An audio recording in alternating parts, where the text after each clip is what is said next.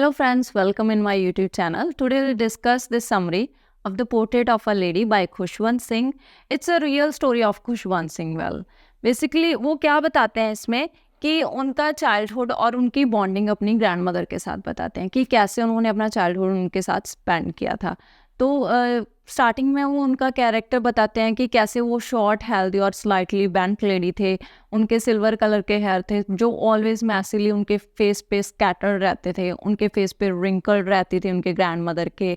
और इसके अलावा क्या है कि उनका एक हाथ उनके वेस्ट पे होता था और दूसरे हाथ में वो ऑलवेज माला फेरती रहती थी.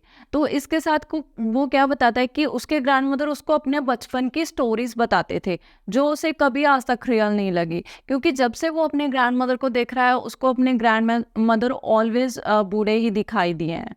तो उसको जब भी वो स्टोरी सुनाते थे तो वो सब चीज़ें उनको एब्सर्ड लगती थी कि ये कभी ब्यूटीफुल भी हो सकती हैं, इनका हस्बैंड भी हो सकता है, इनके बच्चे भी हो सकते हैं. ये सब चीज़ों पे उसे बिल्कुल भी यकीन नहीं होता था. तो अब स्टोरी स्टार्ट करते हैं. तो उसमें क्या था कि वो बताता है कि कैसे वो और उनकी ग्रैंड मदर एक विलेज में रहते थे. राइटर के पेरेंट्स थे वो सिटी में रहते थे. तो ग्रैंड मदर एज यूजुअली सभी के जो ग्रैंड मदर होते हैं वो उनको तैयार करते हैं, उनको खाने वगैरह में हेल्प करते हैं. तो उसके ग्रैंड मदर भी ऐसे ही थे. उसके ग्रैंड मदर सुबह उसे उठाते थे, जब वो उठाते थे तो उसको प्रेयर करके सुनाते थे ताकि वो भी उन चीज़ों को लर्न कर सके. बट उसका इतना इंटरेस्ट नहीं होता था. वो ऑलवेज सिर्फ अपने ग्रैंड मदर की प्रेयर को सुनता था क्योंकि उनकी वॉइस उसको पसंद थी, तो वो उनको सुनता था. फिर उसके ग्रैंड मदर उसके लिए खाना बनाते, ब्रेकफास्ट बनाते थे, जिसमें वो ऑलवेज क्या करते थे, स्टील चपातीज होती थी उन पे बटर और शुगर स्प्रेड करके उसको देते थे. फिर उसको तैयार करके स्कूल लेके जाते थे. तो वो दोनों साथ साथ स्कूल जाते थे क्योंकि स्कूल के साथ एक टेम्पल अटैच था. तो जब वो अपने स्कूल में पढ़ता था तो ग्रैंड मदर टेम्पल में चले जाते थे वहाँ पे पढ़ने के लिए. तो राइटर के स्कूल में बेसिकली क्या होता था, वहाँ पे उसे रिलीजियस बुक्स पढ़ाए जाते थे, स्क्रिप्चर पढ़ाए जाते थे.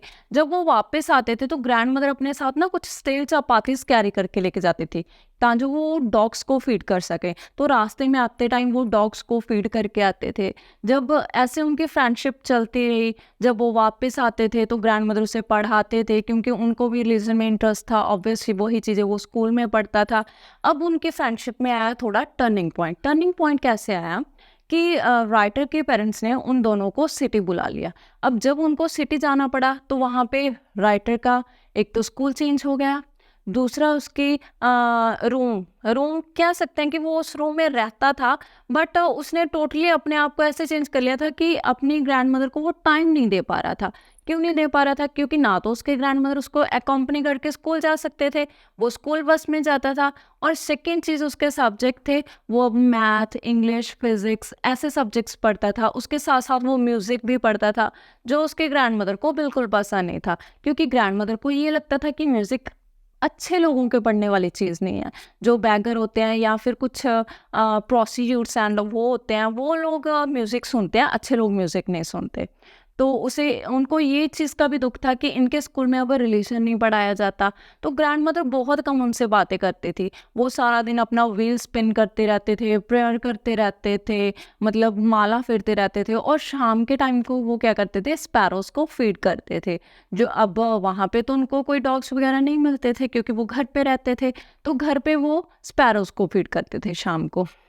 फिर क्या हुआ, जब राइटर थोड़ा बड़ा होने लगा तो कॉलेज जाने लगा, फिर उसका एक सेपरेट रूम मिला उसको क्योंकि उसको अपनी प्राइवेसी चाहिए थी. अब उसका ग्रैंड मदर के साथ बॉन्ड और थोड़ा वीक हो गया. अब वो ग्रैंड मदर को देखता मिलता बहुत कम था. फिर क्या हुआ, उसके बाद टाइम आया जब उसने अब्रॉड जाना था अपनी फर्दर स्टडी के लिए. अब उसको ये लग रहा था कि शायद ग्रैंड मदर अपसेट होंगे इस चीज़ से क्योंकि उसको फॉरेन जाना था. लेकिन ग्रैंड मदर क्या होता है कि वो खुशी खुशी उसको भेजते हैं पढ़ने के लिए आगे. फिर जब वो उसे वहाँ पे स्टेशन पे छोड़ने जाते हैं कि वो आगे अपनी फर्दर स्टडी करे, वहाँ पे वो 5 इयर्स रहता है. 5 साल के बाद जब वो आता है तो वो एक्सपेक्ट करा होता है कि शायद अब ग्रैंड मदर नहीं रहेंगे. बट ग्रैंड मदर वैसे के वैसे अभी उसे जैसे इतने साल पहले दिखते थे अब भी वैसे ही दिख रहे थे, लेकिन ग्रैंड मदर उसको एक्साइटमेंट के साथ लेने के लिए वहाँ पे आते हैं। इवन वो उनको अपने नेबर्स को भी बुलाते हैं, उनके साथ ड्रम बीट करते हैं घर पे, जोर जोर से वॉरियर्स वाले सॉन्ग आते हैं ताकि सभी को ये फील करा सके कि हाँ कि मेरा ग्रैंडसन है वो वापस आया है। तो उस दिन वो इतने एक्साइटेड हो जाते हैं कि वो अपना सभी कुछ भूल जाते हैं। तो उनको फीवर आ जाता है, डॉक्टर चेक करता है, वो बताता है कि फीवर ज़्यादा है, उनको रेस्ट करना चाहिए। बट ग्रैंड मदर सभी को मना कर देते हैं क्योंकि उनको ये फील हो जाता है कि शायद उनका टाइम क्लोज है। तो फिर सभी से बात करना बंद कर देते हैं तो और अपनी प्रेयर गाते रहते हैं।